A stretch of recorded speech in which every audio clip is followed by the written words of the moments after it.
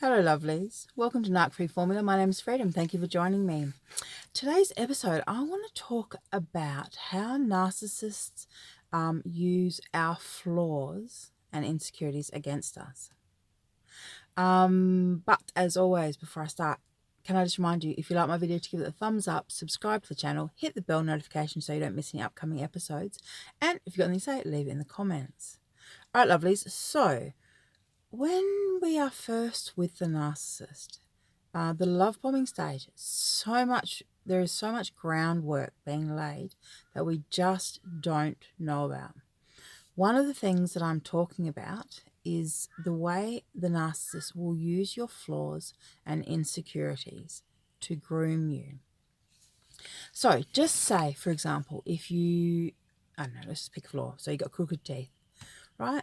So just say you got crooked teeth and you always kind of cover your mouth when you laugh, or you don't smile much, because you're worried about your little tooth or whatever. So the narcissist, what they will do is they will zone in on your insecurity, and they'll say things like, you've got the cutest little buck teeth, they are so sweet, don't cover it up, I love it, I love your smile.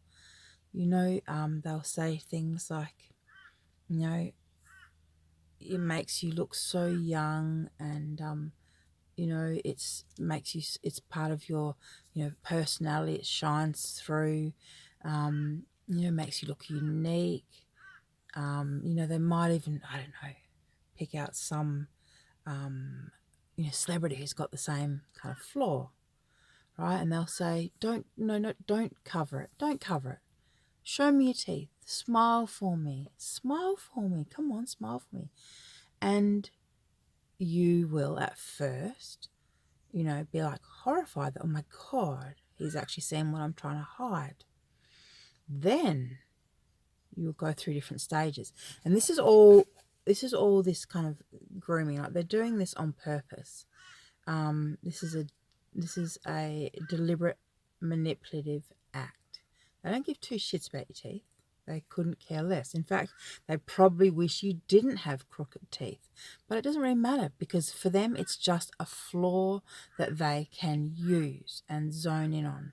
Whether it's your teeth, your weight, your nose, your intellect, your lisp, your skin, your height, your backside, whatever your perceived flaw and insecurity is, they will hone in on it, sniff it out, find it, okay, because they're looking for your weak spots, and then they will validate you and say, no, you are beautiful the way you are. You are so beautiful. I don't know why no one sees it the way I do. You're always beautiful to me. So then they kind of start to personalize it, and they say that other people can't see it, but that they see it, especially when you talk about, I don't know, when you were teased as a child, for example, they'll say things like, oh, I wish I had been there. I would have stood up for you. I would have protected you. So they're imprinting and embedding themselves in your memories of the past. So now you're actually wishing that they had been there to stand up for you as a child, and you're starting to even think about them in places where they didn't belong. So they didn't belong in your past. You didn't know them in your past. But now, like I said, with this imprinting and embedding that they do, where they put themselves in all aspects of your life. So they've put themselves smack bang in the middle of your weakness, your vulnerability, your flaw. They've made themselves to be the hero, this imaginary hero. So you're actually imagining and thinking this stuff.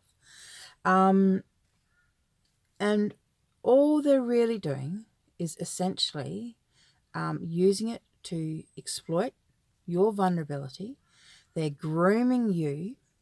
They're also teaching you to listen to them, to follow instructions, to do as you're told. For example, with the whole, don't cover your mouth, or be proud of who you are.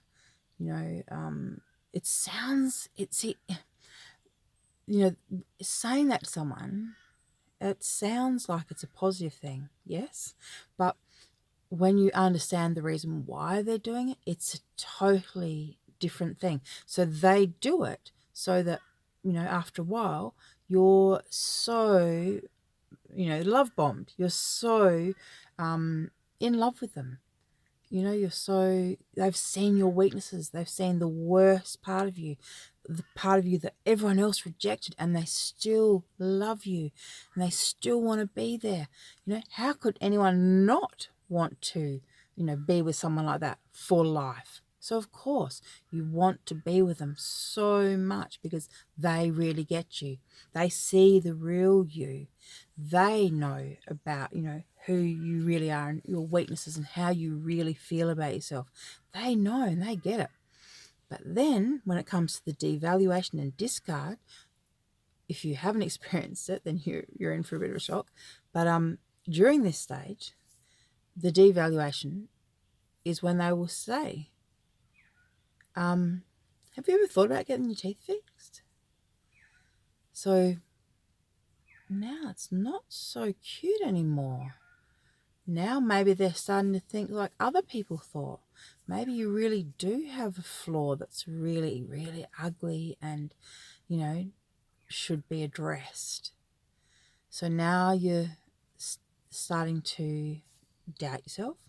They're starting to make little observations like, oh no, look at that photo. Yeah, that's not a good that's not a good photo. The one where you're laughing and your teeth, your mouth's wide open and your teeth are waving around in the breeze. That's the kind of thing that they're going to say.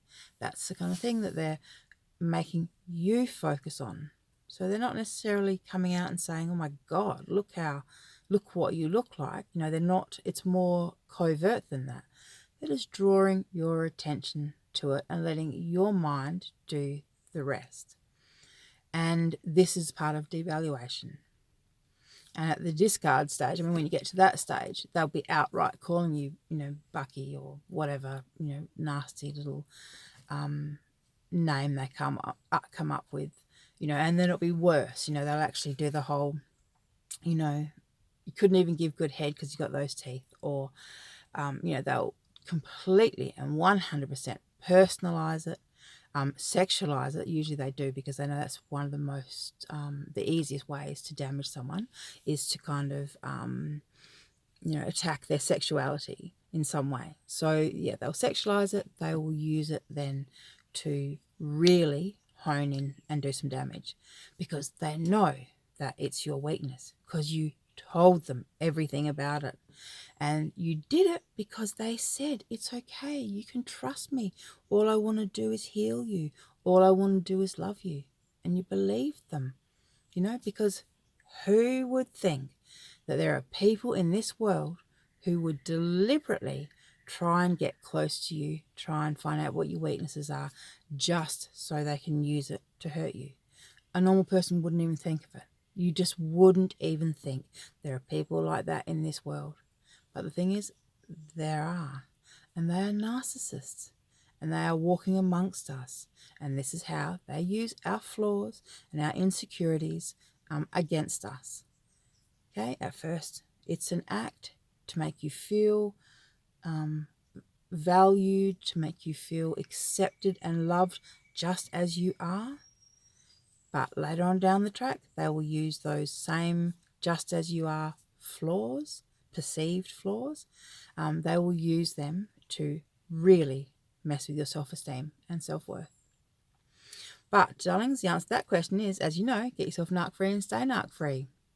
All right, lovelies, nice talking to you. And as always, as I said, please like my videos, subscribe to the channel and hit the bell notification so you don't miss any upcoming episodes. Thanks for watching. Bye.